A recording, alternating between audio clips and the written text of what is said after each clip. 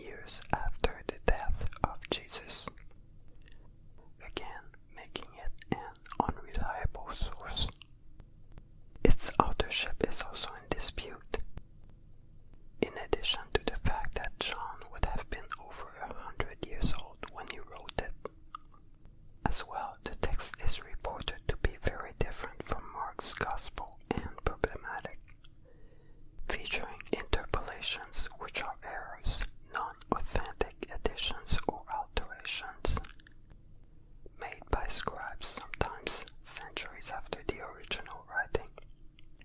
Interpolations have also been found to be a problem in other Gospels.